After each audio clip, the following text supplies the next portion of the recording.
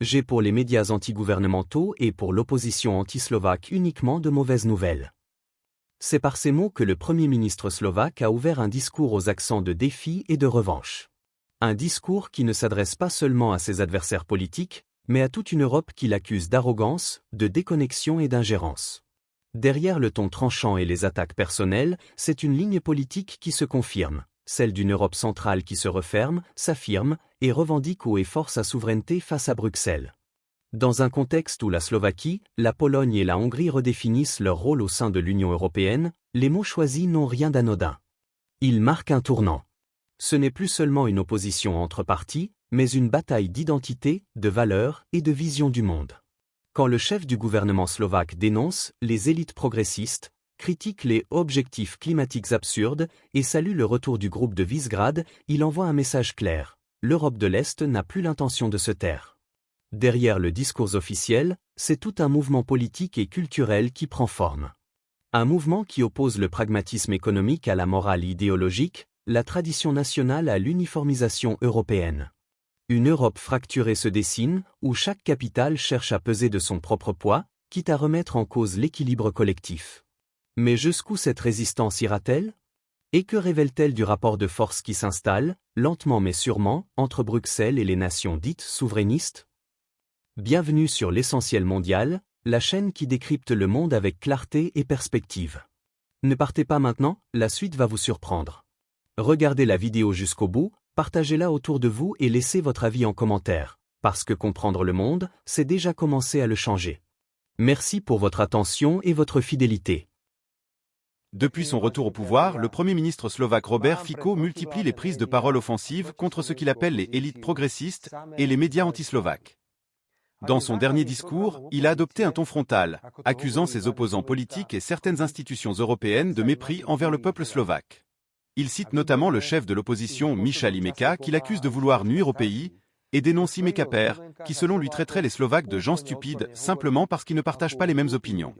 Fico évoque aussi la belle-fille de ce dernier qui l'accuse d'avoir pillé les fonds publics et rappelle les sanctions infligées par la Commission européenne pour détournement de fonds. Il élargit ensuite son propos évoquant les scandales et hypocrisies des élites européennes, citant tour à tour la condamnation de l'ancien président français Nicolas Sarkozy, celle d'un ex-commissaire européen, ou encore les campagnes électorales financées, selon lui, par des gouvernements étrangers. Derrière ces accusations, un message se dessine. Pour Fico, la corruption et le mensonge ne sont pas à chercher à Bratislava, mais bien au cœur de l'Europe occidentale. Cette rhétorique, que certains qualifieraient de populiste, s'inscrit dans un climat tendu entre Bratislava et Bruxelles. Le chef du gouvernement slovaque revendique une ligne souverainiste assumée, souvent proche de celle de Viktor Orbán en Hongrie. Il présente son pays comme un acteur injustement critiqué, mais capable de redresser la situation économique par la volonté politique. Nous avons hérité des pires finances publiques d'Europe, déclare-t-il, et pourtant en un an, nous avons évité que les fonds européens ne se perdent. Pour lui, la réussite du gouvernement se mesure non pas aux critiques venues de l'étranger, mais aux résultats concrets, baisse de l'inflation, hausse du salaire minimum et croissance du commerce intérieur. Ce sont des faits, pas des opinions, insiste-t-il, fustigeant les journalistes qui refusent de voir tout ce qui va bien. Au-delà de la politique intérieure, Fico s'en prend aussi à ce qu'il considère comme les dérives de l'Union européenne. Il s'oppose fermement aux nouveaux objectifs climatiques et au système de quotas carbone qu'il qualifie de non-sens économique. Il y voit une menace directe pour l'industrie et le pouvoir d'achat des citoyens. Avec un ton sarcastique, il résume « Bruxelles nous dit d'arrêter le gaz et de chauffer au bois comme si c'était le progrès ». Dans le même souffle, il appelle à une coopération renforcée du groupe de Visegrad qui réunit la Slovaquie, la Hongrie, la Pologne et la République tchèque.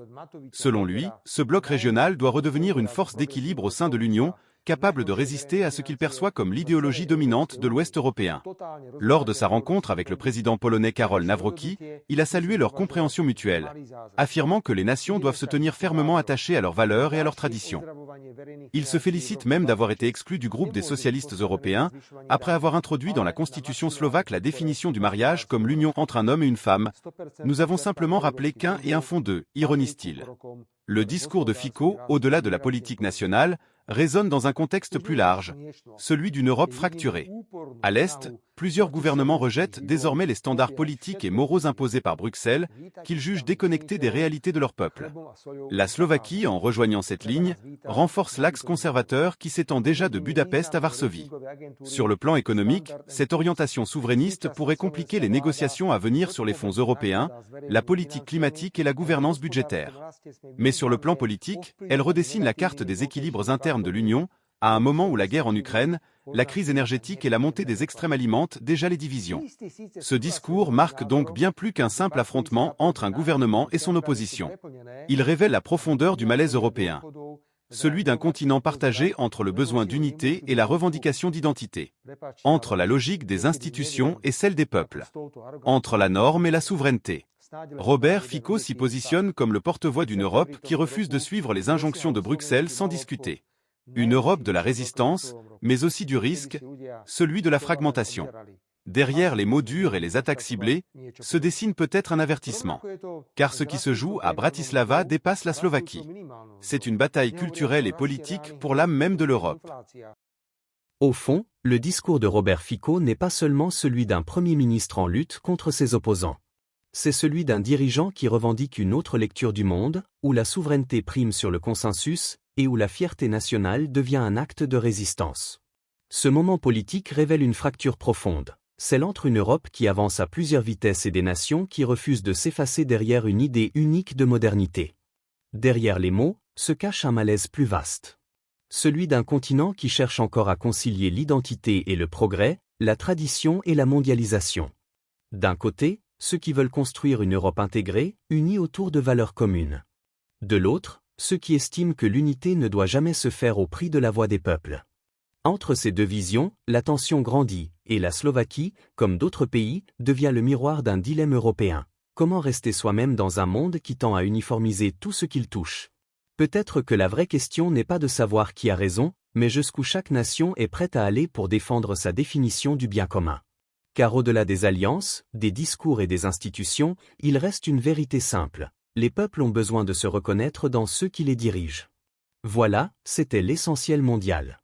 Si tu veux voir le monde autrement, abonne-toi et partage cette vidéo à quelqu'un qui aime réfléchir, pas juste s'informer. Merci de faire partie de ceux qui choisissent de voir plus loin que les apparences.